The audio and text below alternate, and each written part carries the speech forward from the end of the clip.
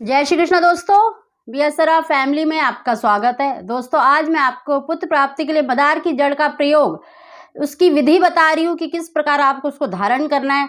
कई बहनों के मेरे पास कमेंट होते हैं कि मैम अब तो समय निकल चुका है, अब हम कब बांधे। तो आप सभी जानते हैं मदार की जड़ का प्रयोग विशेष रूप से पुत्र प्राप्ति के लिए, संतान प्राप्ति के लिए किया जाता है।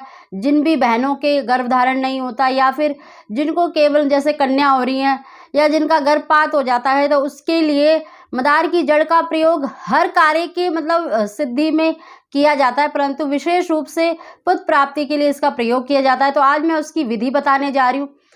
और जो पहली बार, जिन्होंने अभी तक मेरी वीडियो नहीं देखी है, जो पहली बार मेरी वीडियो को देख रहे हैं, प्लीज़ मेरे चैनल को सब्सक्राइब अवश्य कर लें और बगल में घंटी के बटन को भी दबा दें ताकि मेरी आने वाली सभी वीडियो का नोटिफिकेशन सबसे पहले आप तक पहुंच सके। दोस्तों 2021 में महीने के प्रारंभ में ही 28 जनवरी को गुरु पुष्य योग है। आप सभी जानते हैं कि रवि पुष्य योग, गुरु पुष्य योग साल में 1 या 2 बार ही पड़ता है और ये बहुत ही सर्वार्थ सिद्ध योग होता है। और इस बारी का जो गुरु पुष्य योग है बहुत ही सर्वार्थ सिद्ध योग है, क्योंकि माघ स्नान का प्रारंभ हो रहा है, पूर्णमासी है और गुरुवार का दिन है। देखिए गुरुवार का दिन वैसे भी पुत्र प्राप्ति के लिए माना जाता है और गुरु पुष्य योग का होना सभी जो रवि पुष्य योग है, गुरु पुष्य योग है, सभी नक्षत्रों का राजा माना जाता है। अगर इसमें कोई भी कार्य सिद्धि के लिए उपाय किए जाते हैं तो हर कार्य में सफलता मिलती है। तो दोस्तों आपको इस दिन, अभी मैं आपको समय बता रही हूँ, उसी समय पर मदार की जड़ का किस प्रकार आपको उसको बांधना है उसकी मैं विधि बता रही हूँ। दोस्तों अगर आपके घर के आसपास है मदार की जड़ तो आप एक दिन पहले ले आएँ। अगर नहीं है, दूर है, तो आप उसको 1-2 दिन पहले ही ला के रख लें, क्योंकि बहुत से बहनों के भाइयों के कमेंट होते हैं कि मैम हम हमारे पास नहीं है या फिर समय निकल जाता है तो उसके बाद फिर बांधने का कोई फ़ायदा नहीं होता। तो आपको मैं आज 2 महीने पहले ही समय बता रही हूँ। तो आप उस समय पर देखिए मदार की जड़, चाहे वो सफ़ेद फूल वाली हो या नीले फूल वाली, कोई सी भी मिल जाए, आपको थोड़ी सी उसकी जड़ लेनी होती है। लेकिन लेने की विधि आप सभी जिनको पता है वो तो जानते होंगे, और जिन्होंने जो पहली बार मेरी वीडियो को देख रहे हैं उनको नहीं पता होगा। तो उनके लिए मैं बता दूं कि देखिए जब भी मदार की जड़ लेते हैं तो हम उसे 1 दिन पहले आमंत्रित करते हैं, प्रार्थना करते हैं कि हे मदार, हम आपकी जड़ इस कार्य के लिए ले रहे हैं। तो उनसे प्रार्थना अवश्य करें और उन पर जल अर्पित करें, फूल चंदन से मदार की पूजा करके उनसे प्रार्थना करने के बाद या तो आप 1 दिन पहले आमंत्रित करके आ जाएं मदार को कि भी कल हम आएंगे और ऐसे आपकी जड़ लेंगे, ऐसे प्रार्थना कर लें। और किसी शुभ दिन में जाएं, या तो आप बुधवार के दिन जाए या शुक्रवार के दिन, जब आपको जड़ लेनी है, और उससे पहले 1 दिन पहले प्रार्थना करके आ जाए। नहीं तो आप उसी दिन भी प्रार्थना करके जड़ ले सकते हैं।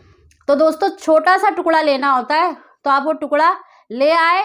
और देखिए जो समय है 28 जनवरी गुरुवार, रवि पुष्य योग जो बांधने का जो समय है उसको नोट कर लीजिए। पहले देखिए सुबह का समय है 7:13 AM से 8:33 AM तक, यानी एक सुबह का मुहूर्त है 7:15 से 7:13 से 8:33 तक।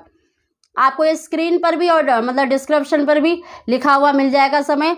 और दूसरा है 11:15 AM से सुबह 11:15 बजे से 1:50 PM तक, 1:50 PM तक। तो आप इस समय में ही, चाहे तो आप सुबह के समय इसको धारण करें, नहीं तो आपको जो दोपहर का समय मैंने आपको बताया उसमें कर लें। ये 2 समय हैं। और इसके साथ देखिए मदार की जड़ के साथ आपको एक पीली कौड़ी और एक गोमती चक्र लेना है। देखिए अगर पुत्र की इच्छा रखते हैं तो आप सिर्फ मदार की जड़ और पीली कौड़ी ले लें।